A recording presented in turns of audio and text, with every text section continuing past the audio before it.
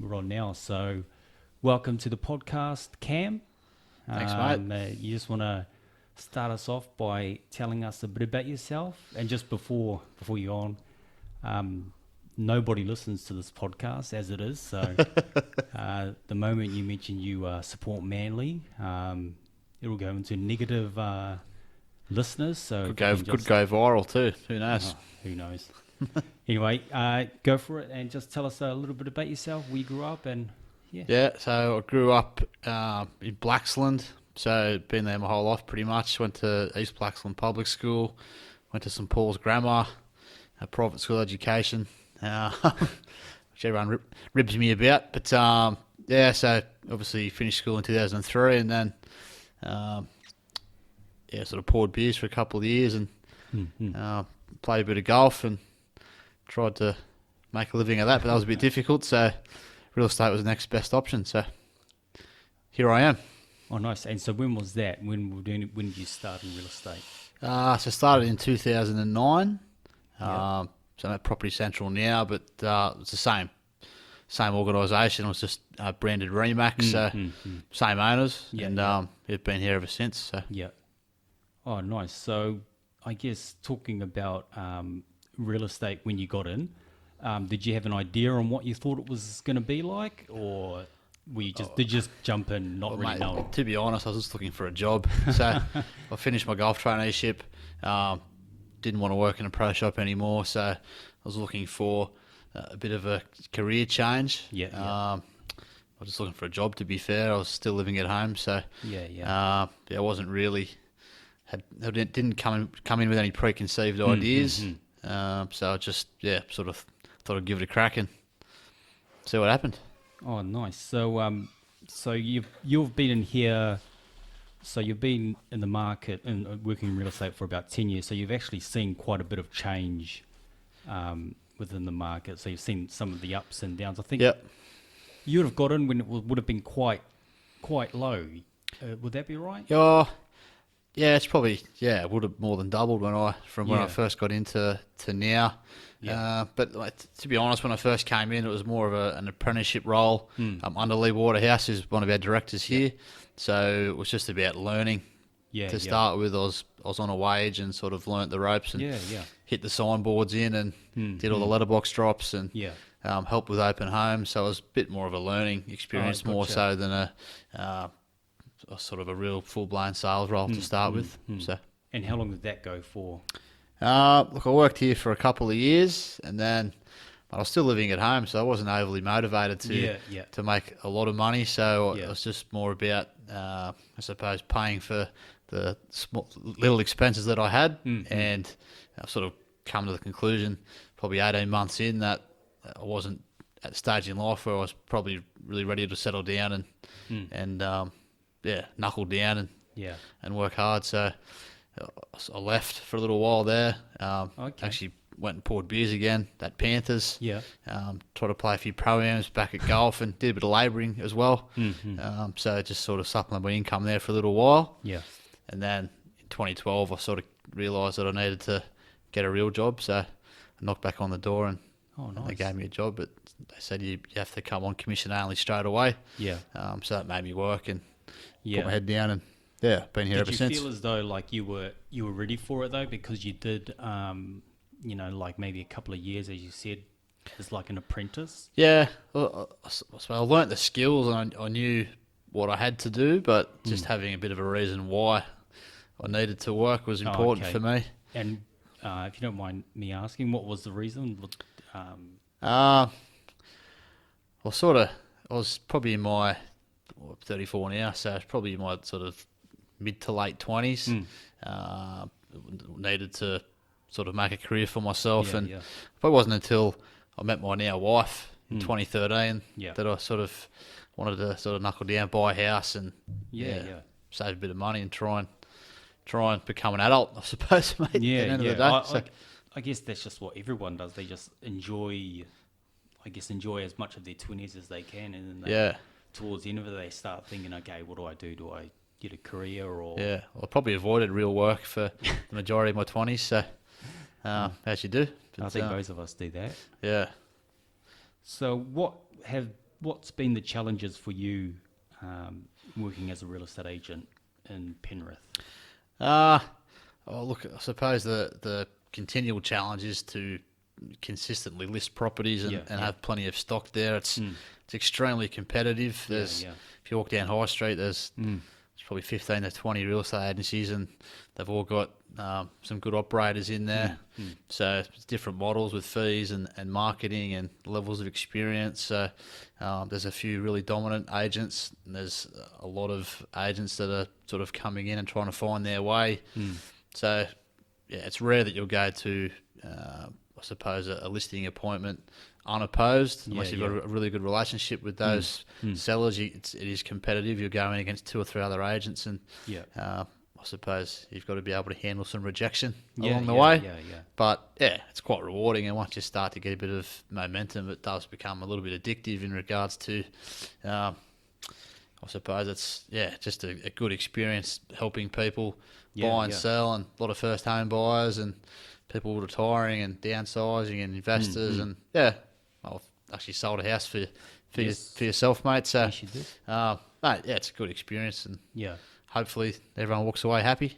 Yeah, I guess that's the aim. So you said I was in real estate briefly, maybe 2008, and you talk about competition in the market, like with agents. Like there was still a lot there, but it seems that there's a lot now. Yeah. I mean, do you feel as though that's a good thing or a bad thing? Oh, I suppose it's when I first came in, it was mostly established brands that had been in for a while, and then we sort of probably 2014, 15, that boom happened, and it looked like easy money. So a lot of agents and online models, and it sort of got out of hand there for a little while. But we've seen a lot of those smaller agencies sort of change hands or merge or drop out of the industry. Saw Purple Bricks recently close its doors in Australia. So it's not. It appears quite easy from the outside. You put a nice suit on and just show a few properties and drive a nice car, but it's not actually all beers and skittles. Especially in Penrith, you've got to you sell a lot of different style homes. You might sell your big $1 million properties, but you've got a lot of 2-bedroom units that are sort of worth 270, 280. Mate, there's a property for everyone, but it's it's not as easy day to day. Some days it's good, some days it's not. So you mentioned Purple Bricks. I remember. I think I saw the reaction when they first came along, a bit of mixed reaction, and now they've left the market, obviously. Yeah. Do you think we've learnt anything from them coming along, or do you think that's the last we've seen from, I guess? Oh, it's always going to be online companies trying to, I suppose, make that. The thing with, so you look at Uber, they've sort of revolutionised the taxi industry, and you would think the real estate game potentially got some scope for a bit of a seamless online transaction, but it's still a people business. It's not really about the properties, it's about the people, and it's quite an emotional journey. And I suppose end of the day, our job is to be the conduit between the seller and the buyer, working for the seller to get the best price possible, but also showing a lot of buyers through properties. And it's a time thing. You need time, and you need some, I suppose, you need to work your contacts as best as you can to get the best result. It's not as simple as putting a property online and then selling it without any effort in between. So I guess you made an interesting point. Like with Uber, why it's so easy is because I guess the transaction is like not as, it's not emotional. You just want to get picked up and go home or go to the next pub or wherever you're off to. You don't feel like you're spending $10, $20 or so. That's but right. As you said, when it comes to people looking to spend, I guess houses around here over 500,000, let's say, it's it's not as easy, and you do need that guidance from agents like yourself, don't you? I think where Purple Bricks fell down was there was no, once you made an offer, it all through an online portal, and it took a lot of the, I suppose it took it's hard to put it into words, but it wasn't as seamless as It's not like you just put an offer for 600,000 and then it actually goes to the owner and they respond back on your behalf. There was no actual agent that was really driving the negotiations, which makes it hard to maximise your end result. And I suppose the biggest issue with Purple Bricks was they charged an upfront fee, so the agent got paid regardless before they got a result. So there was no real drive for them to push hard to get a premium and get 20, 30, 40 grand extra through that negotiation. So. We can actually speak to that because before we started, we were talking about a property up the Central Coast, right? So we tried to use a Purple Bricks because, just money for us at that point, we were trying to recoup as many costs as we can. And so we try to engage Purple Bricks and, the person we spoke to, they promised us quite a lot, but that was the last we actually heard from them. And I was saying to Sarah, I was like, I haven't heard back from this Purple Bricks person. And I tried calling them a couple of times, they didn't get back to me. And I was like, oh, geez.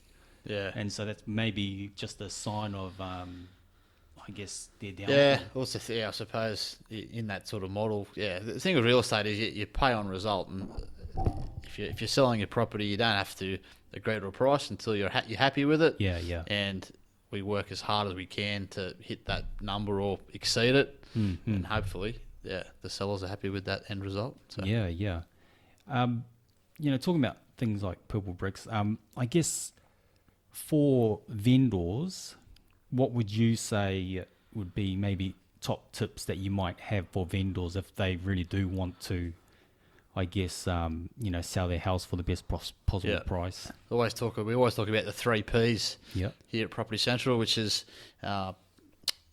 price, presentation and promotion. So if you present your property really well, leave no stone unturned in your presentation, you promote it correctly, so getting it out in all the major online portals, top level photography, just do everything really well and maximise your exposure, including with your social media presence to link all your buyers back to their ad on the on realestate.com and domain, and then pricing it correctly to get a strong amount of buyers through the property, and then hopefully that translates into more than one offer. If you get yourself in a multiple offer scenario, then you're cooking with gas because you've got some strength in your negotiation. So, is there any mistakes that you see vendors that are making, whether or not be coming on from other agencies to your guys' one? Look, realistically, price is the main driver in any transaction. There's sort of 3 prices in real estate. Generally, you've got the market price, which is realistically what the property's worth, and you base it on your comparable sales and what's sold up the road that's very similar to that property in that suburb. You've got the buyer's price, which is always under market, because as a buyer, if you can buy something under market, then that represents really good value. And then you've got the seller's price, and the seller always wants above market because they want to get as much as they possibly can. So you need to understand those 3 prices when you're actually positioning the home. Most popular method now is a price guide, which allows you to quote like a guide of 10%. So if you sort of put the market price somewhere in the middle, I suppose, and have a little bit of engagement with the buyers there to get them in the door, and then put the seller's price towards the top of the guide. And look, that's one way of certainly pricing it fairly for all parties.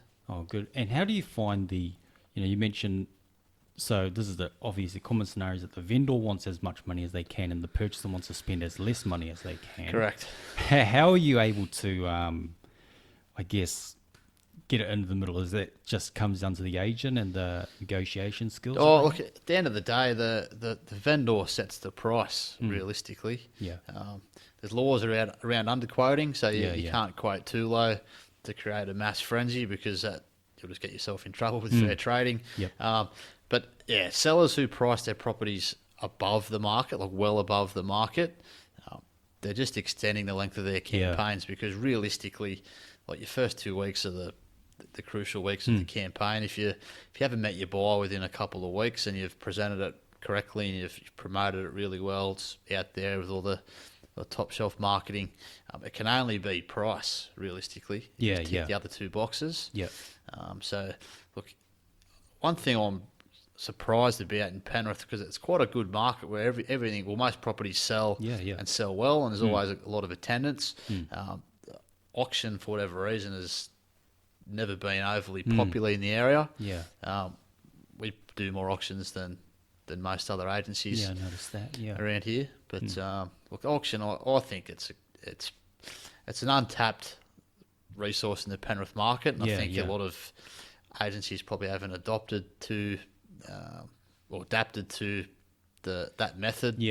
And it does take a little bit more effort because it's the 4-week campaign, and I suppose how you sell it and how you negotiate with the buyers before, during, and sometimes after the auction is a bit of a skill. And it is easier just to put it on the market for private treaty. But we certainly, if we recognise a property is a great auction property, then we'll certainly push that hard with the owners if we think it's going to get them more.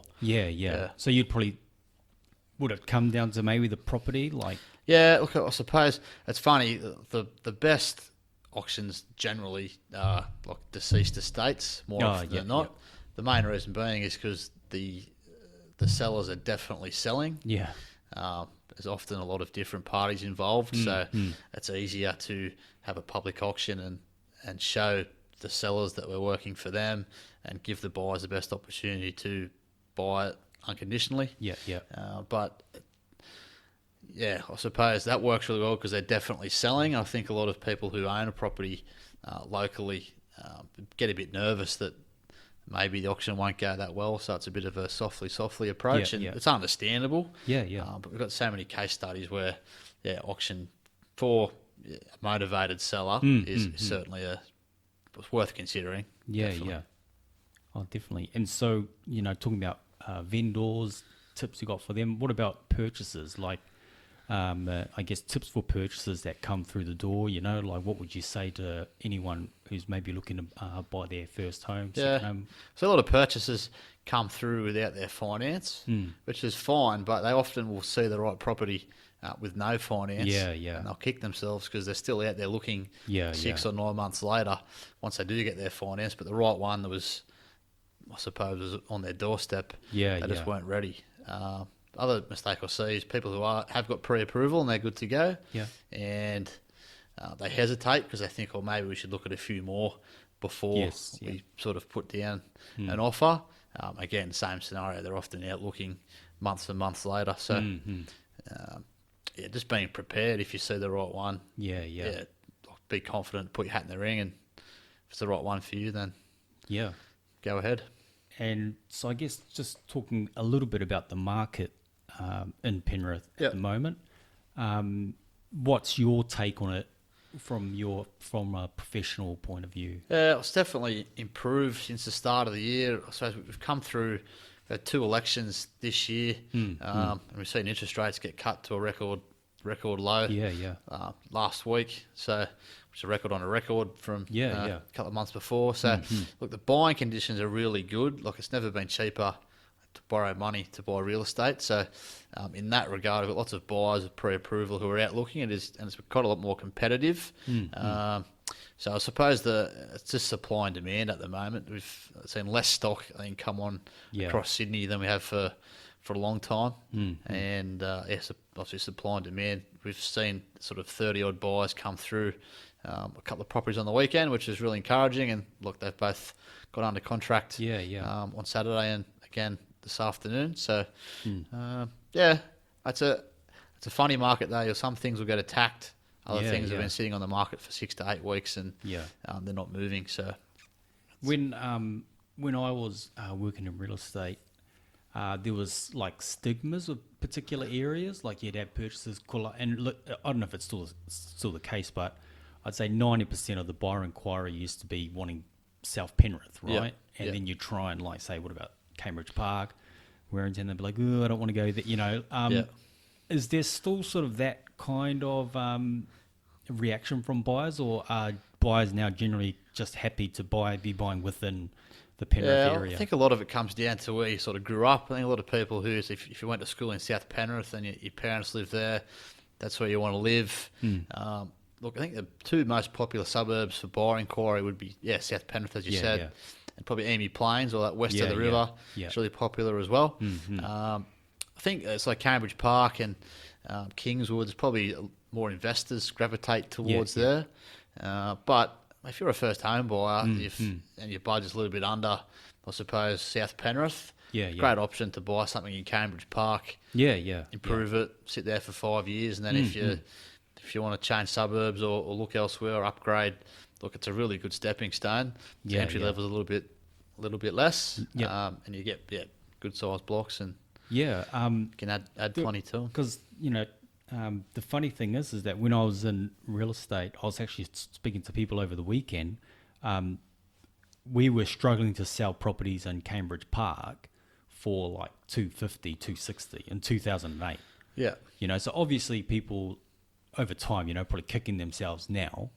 But it's not. I guess you can just use that even today. Like looking at where the value is, as you said, at Cambridge Park. I think Cambridge Park's a great suburb to invest in, or to, as I said, buy your first home. But it's only 5 minutes from the Penrith CBD.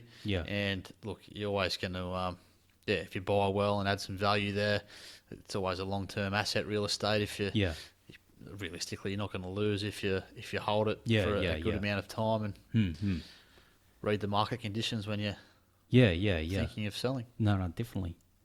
So obviously, Penrith is changing, I think when I first moved here, 2005, to like what it is now, like it's changed quite a bit. From your point of view as a real estate professional, how have you seen the change within the area? Like, I guess, buyers, different kind of buyers? There's a lot more dwellings, obviously. Which is good. I think a lot of older people, not older people, longer term residents in Penrith, sort of comment when they come through open homes, well, there's so much traffic, and it's not. There used to be a paddock over there, and now it's a housing estate. Look, it's just progression. The reality is the city's moving west, so we do need to have more dwellings to accommodate for the growth in population. And look, with the airport coming in, look, I think it's a great place to invest. A lot of people from Sydney have recognised that. But we haven't seen. I think the majority of buyers who sort of tend to move this way are probably from the west already, just further in. We don't see a lot of people from, say, the North Shore or decent suburbs look to move here to buy a first home, and it just doesn't happen. They're sort of attached to those areas as well. But I think it's a good thing moving forward. And you touched on the airport. How is that airport? Like, obviously, it's they've only just started to turn dirt there. Have you seen much like buyer inquiry or buyers come through that have sort of been, have had that as one of the reasons why they are looking? I think it's not really. No, it's too recent. It was sort of the market boomed. I think it officially peaked in July 2017. The airport obviously was in the wings then, but it sort of moved ahead quite significantly in the last sort of 2 years. But the market's sort of come back as well. Just through a lot of factors there, obviously, but it was out of control a little bit there. And I don't think we'll see the market really kick back or go into that real sort of boom-like conditions again until potentially the airport comes in, and then once they actually start flying planes out of it and it's operational, that's probably when I feel we'll see that next real surge in pricing out this way. So we'll probably have to see it operational for a little bit. Just to think see people people get confidence that there's actually flying planes out of it, and there's we've got an office at Mulgoa, and you drive out to properties out that way, and look, all the infrastructure that's going on out there, and a lot of houses have been sold and cleared, and new roads, and it's going to be huge. I don't think you can really picture how big the impact will be on the area until all those things start coming out of the ground, and then I think it'll have a huge impact on the area. And being real estate agent in the area. You've got your ear close to the ground.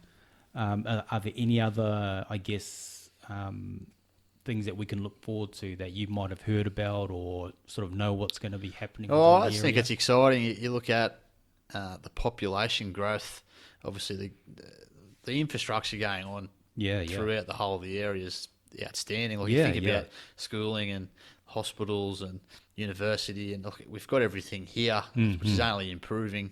A lot of new restaurants coming in, and new little small bars popping up, and obviously the development down the river there's pretty much yesterday, fully capacity now. Well, I think it's only going to improve the quality of life in regards to options for entertainment, and I think it's a great thing. Yeah. And in terms of your career, what would you say would be a highlight for you working in the highlight? Nothing sticks out, I suppose. Work-wise, I met my wife through like a networking event, I suppose. Nice. So she's the branch manager at Bank of Queensland at Penrith there. So I met her at a golf day, actually, Luke Prittis Foundation Golf Day. About 6 years ago now, so that's probably a personal highlight. And as far as actual real estate's concerned, look, just doing a good job, and people calling you, and I suppose people refer you in to their friends or colleagues. That's a great feeling, because you know you've sort of done a good job previously, and they're happy to refer you on. So anytime you get a good referral or a call out of the blue saying, I've seen what you do, and Lockie, come and have a look at my property, that's recognition that you're doing okay, I suppose. So. Well, look, we had a good experience of you selling our townhouse, so like that's why I'm pretty happy to be like talking to you now, because at least I know you, I know how you operate. You're pretty good. So I think that that might be about it, actually. Easy. Looking at the questions. I just got one more question. Why do you go for Manly? Why do I go for Manly? So this is a true story. So my old man's a huge Manly supporter. Yeah. The background. So his old man wasn't much into sport at all, but he loved sport growing up. So one of his schoolmates used to go to school on the North Shore. Took him to the SCG for the match of the day. Manly versus St George. Long time ago, would have been back in the 50s. Old man's pretty old. Anyway, St George in their run of 11 in a row, and one of the Manly players, Rex Mossop, jumped out of the scrum and started belting the crap out of all the St George forwards. So he said, I'm going for Manly from now on, and has ever since. So that's it, mate. So that's it, eh? Oh, jeez. Okay, well, they are a thug club. No, they're not. They're not a thug club. They're not going to be there for too long, though, are they? People's Club, mate. They're building a new grandstand. We'll be fine. Oh, here we go. Anyway, that's it. Thanks, Cam, for Thank you, mate. Hopping on, and look forward to talking to you again soon. Beautiful. Cheers, mate.